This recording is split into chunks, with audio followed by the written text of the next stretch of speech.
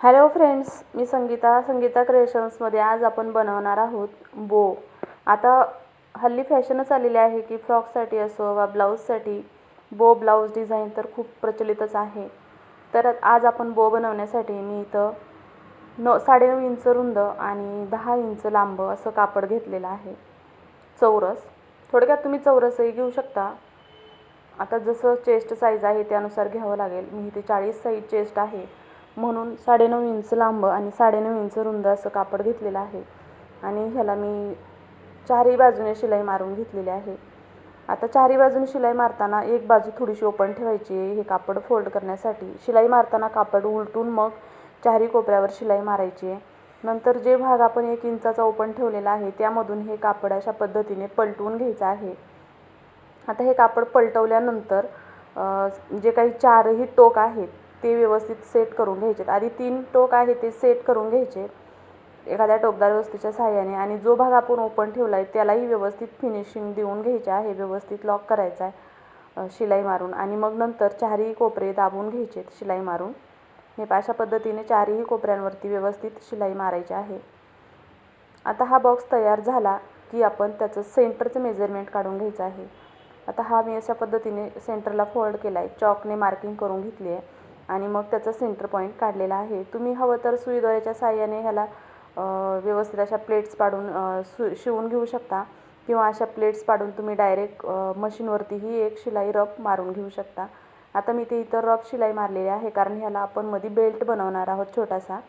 पण त्याआधी आपण ज्या 2 पट्ट्या लावतो खाली बोसाठी त्या बनवणार आहोत.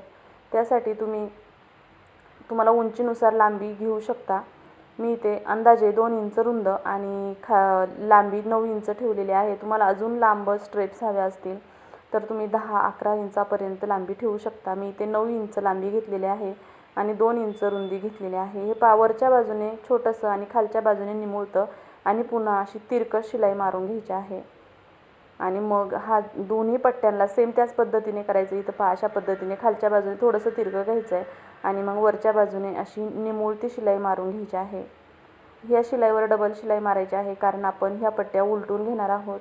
आणि अजून एक गोष्ट की शिलाई मारताना ही उलटी बाजू करून मग शिलाई मारायची आहे कारण ते पलटून घेतल्यानंतर सुईच्या बाजूने कापड दिसलं पाहिजे त्यामुळे.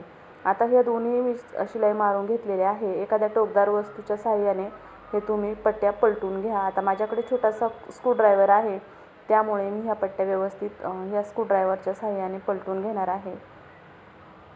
आता हे अशा पद्धतीने हे व्यवस्थित पट्टी पलटून घ्यायची आहे आणि याही पट्टीचा जो टोक आहे आपण तिरकस जिथे शिलाई मारलेली आहे तो तिरकस भागही व्यवस्थित काढून घ्यायचा आहे. हे अशा पद्धतीने आणि त्यानंतर मग त्या भागावरती एक शिलाई मारून घ्यायची आहे किंवा तुम्ही सरळ प्रेस करून घेऊ शकता. आता मी इथं दोन्ही पट्ट्या उलटून त्यावरती शिलाई मारून घेते.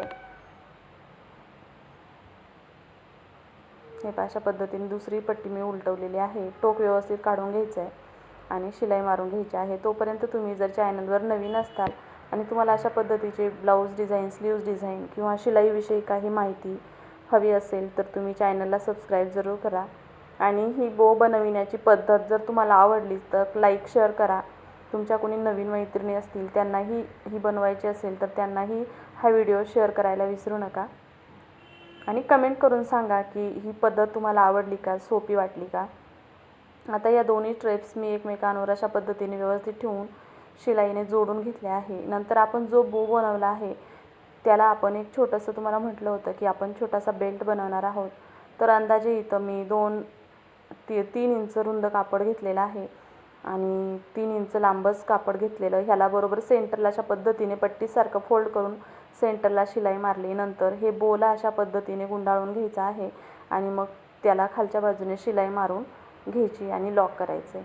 आता ही शिलाई मारल्यानंतर आपण ज्या 2 पट्ट्या बनवलेल्या आहेत शिलाई मारून ती शिलाई आणि ह्या पट्टीला आपण जो बेल्ट लावलेला आहे त्या दोन्हींवरती पुन्हा शिलाई मारून घ्यायची. अशा पद्धतीने हा बो तयार झालेला आहे. पूर्ण व्हिडिओ पाहिल्याबद्दल धन्यवाद. सर्वांना श्री स्वामी समर्थ.